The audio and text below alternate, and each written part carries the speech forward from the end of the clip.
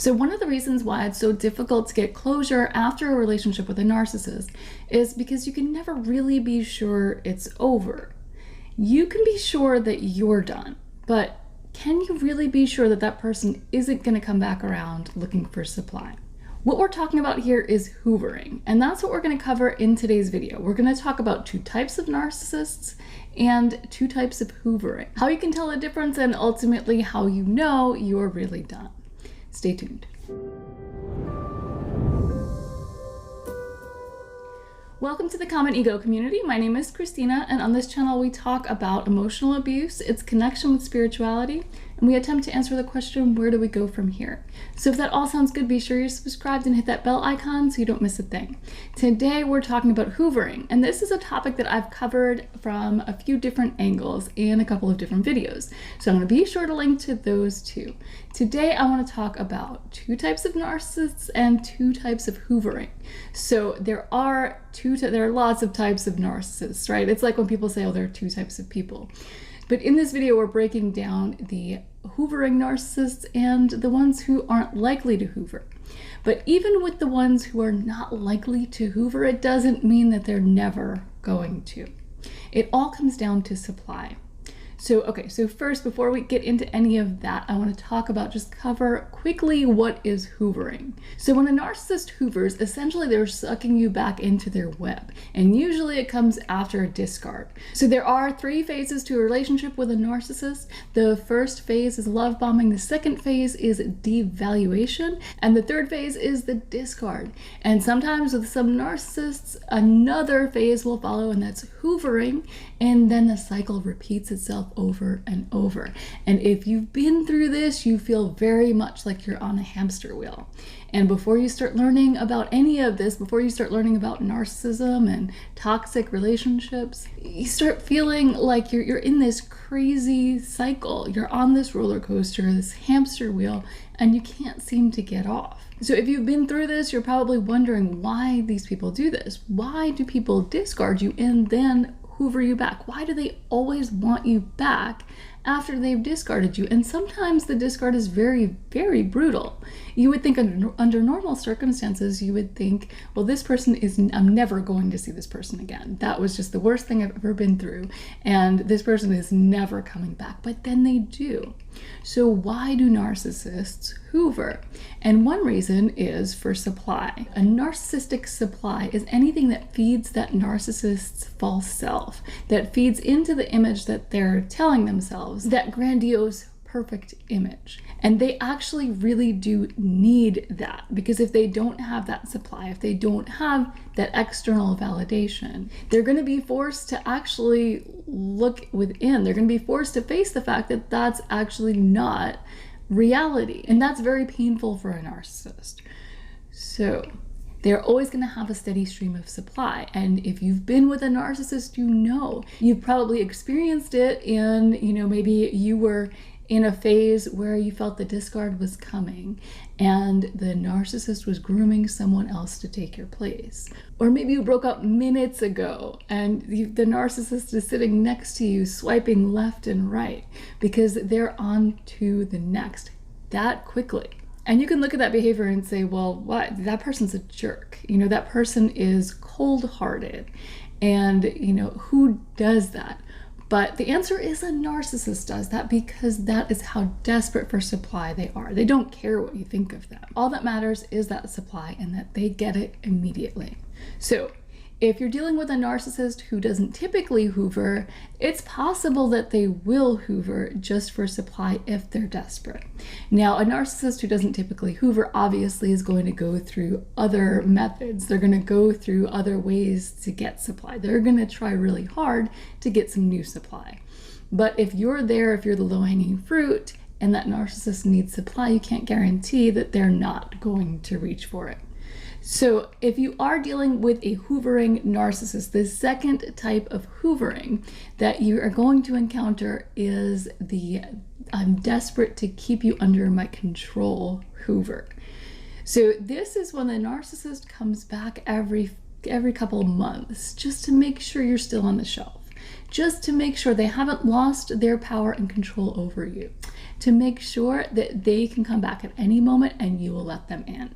And you can experience both types of Hoovers from the same person, and you may not know which is which. You may not know what they're doing. But I've experienced the difference because I've been through this so many times before. I've experienced the Hoover that was purely for supply, and I've experienced the Hoover that was to try and get me back under control. And the difference that I've seen is that the Hoover to try and get you back under control is much more persistent. So if you turn that person down, you're likely to get more of a faux apology. You're likely to hear the things that you've been wanting to hear all along. And this is why these types of Hoovers are very effective, because when a relationship with a narcissist ends, you're usually looking for closure because you didn't have it. It may have ended suddenly, it may have ended for some weird superficial reason that doesn't make any sense to you, and you're having trouble getting that closure for yourself. So when that person comes back, they're willing to play along, they're willing to have the conversations with you about why things ended, and they're willing to give you the answers that you want to hear. And so it feels like closure and like another door is opening. Finally, you're having this open communication that you've never been able to have before.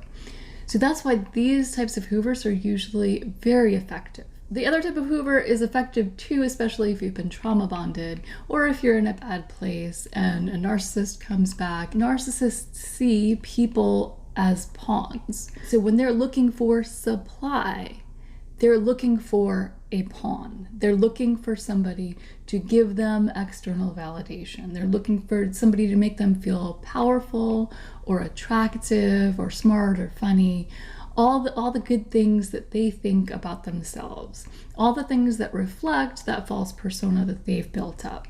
So my point here is that if they're in that moment, they're purely just looking for supply, it doesn't matter whether it's you or someone else.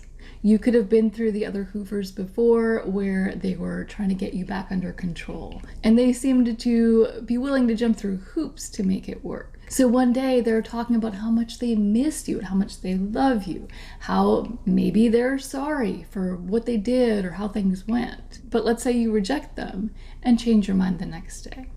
If they've found another supply, they're a different person. They have turned all of that completely off. And the person you get is more like the person you've seen in the discard. It's kind of eerie. And it's yet another behavior of a narcissist that leaves you scratching your head like, how does this happen? How does this person operate in this way? You just don't understand. But regardless of which type of Hoover you're dealing with, it's not a good situation. So even if the narcissist Hoovers and they're trying to get you back under control and they are persistent and they stick with it, it's slowly going to fade away. And this is actually the more dangerous type of Hoover because it feels so genuine, it feels so real. And in some cases, I suspect it might even be like the idealization phase that you went through initially, where they're starting to see you with rose-colored glasses again. What I found is that especially the covert narcissist is very much a grass is always greener type person. So when they have you, as soon as they get you in their control, as soon as they get you to fall for it, once they get you to buy into the fairy tale, they're going to start to devalue you. And they're going to they definitely take you far off that pedestal. Once you're out of their reach and you're finally doing well, maybe you're dating somebody else, you become attractive to the narcissist again.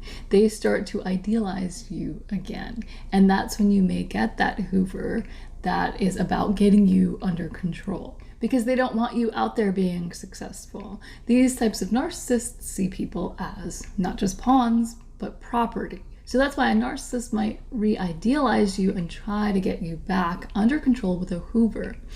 But again, this is the more dangerous of the two because it feels so sincere. It's kind of like the love bombing phase. It feels very sincere. So ultimately, if you have been in a relationship with somebody you suspect is a narcissist and they have discarded you, especially if they've discarded you multiple times, and there's devaluing going on, there are signs of emotional abuse, whether you're fully ready to admit it or not, the best thing to do is really to avoid those Hoovers. Even if you're just figuring things out, even if you don't know what's going on with this person, take a minute. Take some time for yourself. Because if you are dealing with a narcissist or another toxic person, a manipulative person, and you entertain any of these hoovers, you're going to get swept back up and you're going to lose yourself in the process. That is what happens in these relationships. So take a step back. Don't entertain any hoovering. Don't act like you've got it under control. I know that a lot of us have been guilty of doing that too. Well, I'm just going to hear what this person has to say and I've got it under control. I'm not falling for anything. And the next thing you know, you're being discarded again. So ultimately, if you think you're dealing with an abusive person, do not fall for the Hoover attempt. If you like this video, please let me know by hitting the like button. And if you'd like to see more, like it, subscribe, and I will see you next time.